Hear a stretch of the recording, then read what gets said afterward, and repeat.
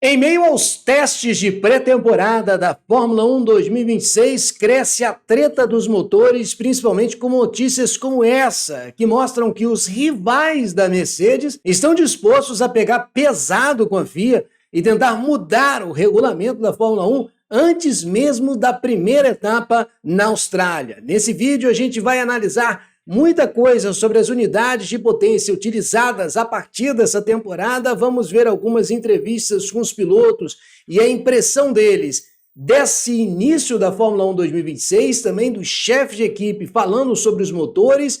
Muita informação sobre essa treta dos motores para você conhecer o que pode vir pela frente nessa temporada. Senta o dedo no like, você que é veterano aqui no canal, porque estou me esforçando aqui para trazer um conteúdo de qualidade para você, com todas as notícias e informações da Fórmula 1 2026, inclusive vários conteúdos já estão aí no canal, falando sobre como os motores estão dando certo para a Red Bull. Sim, motores, a parte elétrica, a parte a combustão, tudo funcionando bem nesse DM01, pelo menos até agora nos testes. Também vários conteúdos explicando cada componente do motor para você compreender tudo que você está lendo aí sobre a Fórmula 1 2026. Esse aqui é um conteúdo exclusivo para os membros assinantes do canal. Custa muito caro? Claro que não. Apenas R$5 você pode se tornar um membro mecânico aqui do canal e ter acesso a esses conteúdos em que eu me aprofundo muito mais e explico de forma simples e fácil de entender todos os componentes que você está ouvindo falar na Fórmula 1 moderna. Mas como você veio aqui para saber sobre essa treta de motores, os rivais da Mercedes estão ameaçando pressionar a FIA por uma mudança de regulamento, e isso pode parar nos tribunais, porque envolve inclusive contrato da própria Mercedes, na fabricação dos motores, do investimento. O negócio pode dar muito ruim, mas se você não está entendendo o que seria essa treta dos motores, se trata da parte da compressão da câmara de combustão. Por isso que esses conteúdos que eu explico sobre os motores, para quem não está muito familiarizado com essa parte de mecânica, ele diz respeito a uma elevação da taxa de compressão que normalmente é medida a frio. Mas, quando você tem essa medição a frio, também você tem os metais voltando para a sua dilatação ou retraindo da dilatação, e justamente essa dilatação dos materiais pode ser o fator que está aumentando a taxa de compressão dos motores da Mercedes. Em outras palavras, quando o motor está em uso, aquecido, a taxa de compressão aumenta, mas quando você vai fazer a aferição segundo o regulamento, você consegue lá medir certinho, tudo dentro da regra, ou seja, é uma zona cinzenta que a Mercedes pode ter encontrado. Em vários conteúdos eu já expliquei aqui, mas a impressão geral dos pilotos é que está tudo indo bem para o lado das rivais. A Mercedes não começou 2026 tão à frente como aconteceu em 2014, por exemplo, início da era híbrida. Essa é a impressão de George Russell, que disse o seguinte: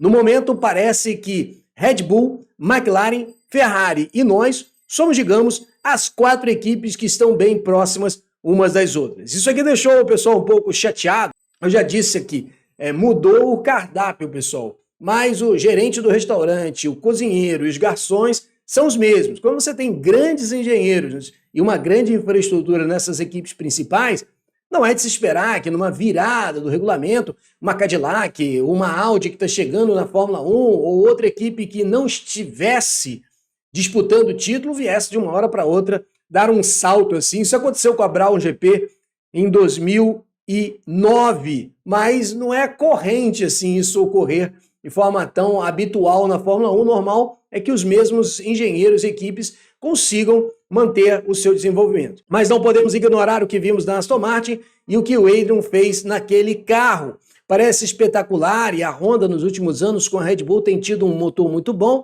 então sabemos que eles são capazes, seria incrível ver uma grande disputa. Lembro-me de 2010, quando tínhamos as McLarens, o Fernando na época na Ferrari, as Red Bull, todos lutando. É disso que se trata o esporte, é isso que esperamos que aconteça esse ano. Trouxe esse comentário geral do Russell aqui para mostrar que a Mercedes, na verdade, que era tida como aquela que iria disparar na Fórmula 1 em 2026, pela sua expertise nos motores elétricos, algo que foi muito perguntado aqui nos vídeos e lives do canal. quando se tornou híbrida a Fórmula 1 em 2014, eles se mostraram competitivos, mas todas as outras montadoras compreendem agora melhor essa tecnologia híbrida e o salto da Mercedes não foi tão grande e a proximidade das outras equipes é evidente. Teremos uma Fórmula 1 competitiva apesar dessa treta dos motores da Mercedes. Por isso eu fiz questão de trazer esse panorama do Russell. E a gente vai agora começar a falar sobre os motores, mas eu queria que você tivesse visto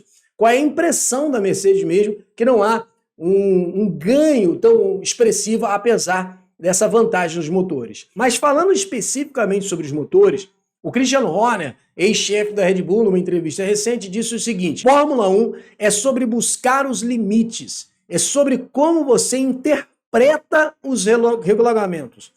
Sempre foi e sempre será assim. Portanto, se torna uma coisa sem sentido quando fãs, imprensa ou até mesmo competidores agem como se não fosse assim na Fórmula 1. Equipes mais conservadoras são as que nunca estão na frente do grid. É preciso estar sempre buscando inovar. Tudo se resume a como você interpreta os regulamentos e os engenheiros estarão analisando esses regulamentos e pensando: ok, como posso maximizar esse desempenho? Exatamente isso é automobilismo e inclusive aqui no canal, às vezes quando eu vejo o pessoal ter essa ênfase de debater tretas e polêmicas, embora seja muito do ânimo do torcedor, não é natural que um fã de automobilismo ache que existe sempre uma caça às bruxas, que sempre tem um engenheiro tentando tramar como que ele pode trapacear na Fórmula 1. Na verdade, ele está procurando o limite do desempenho, o limite da engenharia, e isso é algo que deveria nos apaixonar quando a gente acompanha corrida de carro, automobilismo, e não essa briga de tretas e polêmicas que muitas vezes é difundida nas redes sociais e no conteúdo sobre Fórmula 1. Não sei se é o que você curte, não é o que eu curto, por isso até a ênfase aqui do Fórmula Brum é mais técnica. E ainda sobre esse assunto, James Vowles diz o seguinte: eles, a FIA, precisam criar um regulamento que permita testar as unidades de potência nas condições que serão utilizadas na pista. Qualquer pessoa que entenda de taxas de compressão, mesmo que já tenha mexido nos seus próprios carros, sabe que o ideal é fazer o teste em temperatura ambiente. E esse é o grande ponto dessa treta, a controvérsia do artigo C5.4.3, que diz que nenhum cilindro do motor deve ter uma taxa de compressão superior a 16:1 e o procedimento de medição deve ser detalhado por cada fabricante de motores no documento específico que a FIA coloca e realizado, guarde essa expressão, já disse isso em outros vídeos aqui no canal, temperaturas externas, ou seja, quando o motor está parado em temperatura ambiente, é sacado o cabeçote, feito a medição da taxa de compressão e é assim até desde a mobilete até a Fórmula 1. Mas, diante desse truque que a Mercedes está descobrindo, o grande ponto aqui é tentar fazer uma medição não apenas com as temperaturas externas ambiente depois que a sessão se encerrou, mas eles estão tentando encontrar uma forma de fazer essa medição durante o uso. Por isso que o James Vowles está dizendo isso. Precisam criar um regulamento que permita testar as unidades de potência nas condições que serão utilizadas na pista, ou seja, é normal de se fazer a medição conforme a gente sempre compreendeu. Só um spoilerzinho de outros conteúdos aqui, quando a gente fala de taxa de compressão, aquele cálculo que se aprendeu na aula de física, no ensino médio, né? Volume do cilindro mais o volume da câmara de combustão, dividido pelo volume da câmara de combustão, você tem a taxa de compressão. Não entendeu nada disso?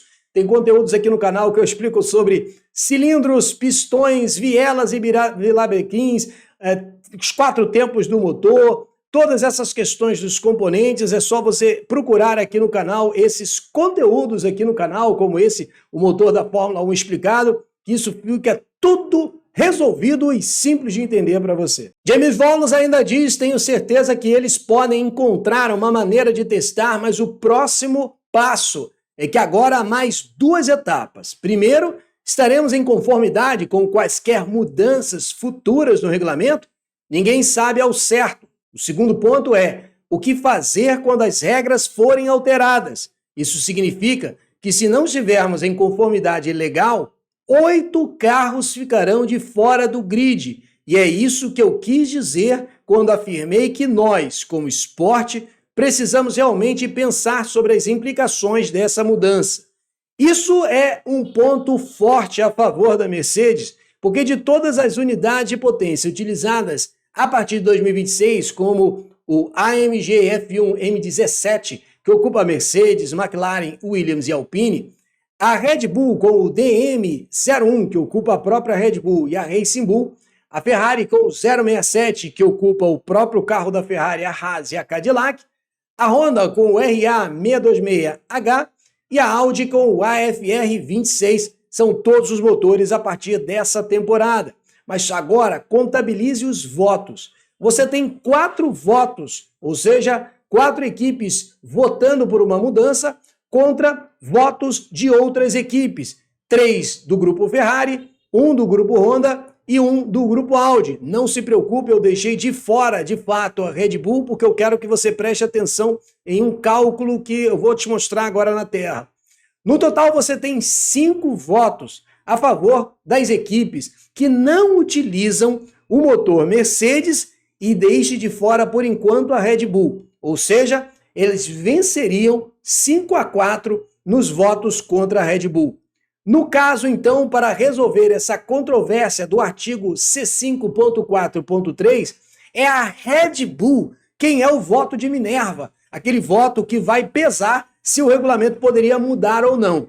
Sendo a Red Bull uma equipe que vem demonstrando evolução e um forte motor, possivelmente não teremos uma mudança no regulamento, mas a FIA terá que, ao longo dessa temporada, encontrar uma diretiva técnica, talvez esse ano ou para os próximos anos, para, usando alguma maneira, com sensores, de conseguir mexer nessa taxa de compressão com o carro em movimento, algo que é totalmente incomum no automobilismo e na mecânica clássica em geral. A FIA tem uma tarefa difícil. Você tem equipes compostas por milhares de pessoas pensando em como interpretar as regras de forma inteligente. Sejamos francos, é isso que as equipes fazem e é por isso que amamos o esporte. É difícil para a FIA.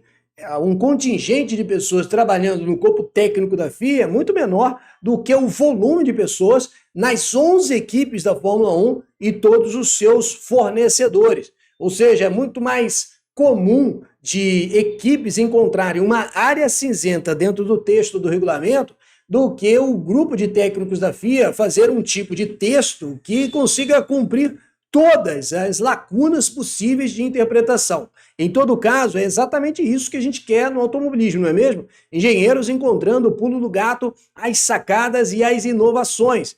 Há cerca de 20 pessoas tentando lutar contra 10 mil na pista. Provavelmente não são tantos assim, mas você entendeu a ideia. É desproporcional o volume de pessoas trabalhando na FIA com relação ao volume de pessoas trabalhando nas diversas equipes somadas. Com isso, é normal que os engenheiros das equipes encontrem as soluções que os engenheiros da FIA, de certa forma, não conseguem prever. Ou seja, muitas vezes a crítica do namorado de piloto sobre a FIA é um pouco exagerada. Ainda sobre essa questão, o Vaulus disse: o que estão dizendo é que precisamos ter cuidado para que isso não seja apenas motivado por questões políticas de outras equipes que não pensaram em inovações inteligentes. Agora, e o trabalho da FIA é tomar uma linha de ação correta em tudo isso. A FIA, então, deveria votar para prejudicar, ou melhor dizendo, vou trocar essa palavra. Será que a FIA deveria votar de uma maneira a inibir que uma equipe como a Mercedes, que trouxe uma inovação, não faça isso no futuro? Ou deveria aceitar a inovação da Mercedes e dar espaço para que as equipes possam fazer a sua atualização? Lembre-se que, a partir de 2026, haverá uma nova regra sobre motores na Fórmula 1.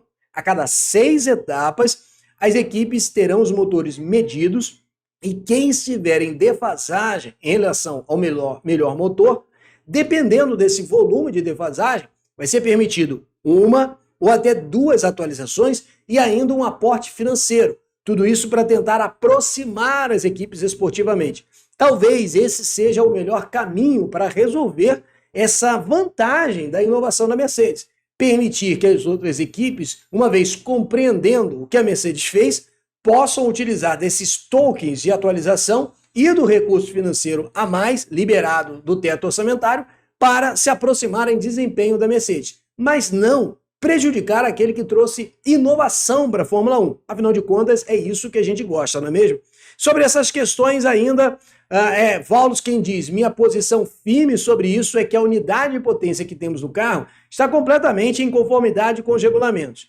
Não é um trabalho de um mês, mas sim de vários anos para produzir uma unidade de potência nesse nível. Nós, como esporte, precisamos garantir que esta não seja uma categoria de Balance of Performance, do BOP, que é muito utilizado na FIA WEC, nos carros de endurance. Esta é uma meritocracia onde o melhor resultado de engenharia é efetivamente compensado e não punido. Acho que essa é a palavra que eu estava tentando encontrar. Você já viu também que o conteúdo aqui do Fórmula Brum é de qualidade nessa ênfase técnica. Se não é inscrito no canal, se inscreva e ative as notificações para você não perder nenhum conteúdo. Mas não acabou, porque ainda tem o próprio Toto Wolff mencionando sobre os motores. E ele disse o seguinte: eu simplesmente não entendo como algumas equipes se concentram mais nas outras e continuam discutindo um ponto que é muito claro e transparente. A comunicação com a FIA foi muito positiva desde o início e não se trata apenas da taxa de compressão, mas de outros assuntos também. Especificamente nessa área, o regulamento é muito claro, o procedimento é padrão para qualquer motor, mesmo fora da Fórmula 1. Eu citei a mobilete aqui, por exemplo, isso é muito claro. A unidade de potência é legal, a unidade de potência está de acordo com a redação dos regulamentos. A unidade de potência está de acordo com a forma como as verificações estão sendo realizadas. Tem muito mais para a gente vasculhar dessas tretas de motores, mas eu acho que até aqui esse conteúdo atendeu o objetivo de mostrar para você qual é o próximo passo que pode vir na Fórmula 1. De todo caso, eu vou deixar na sua tela alguns conteúdos do Fórmula Brum. Muito obrigado por assistir os vídeos do nosso canal.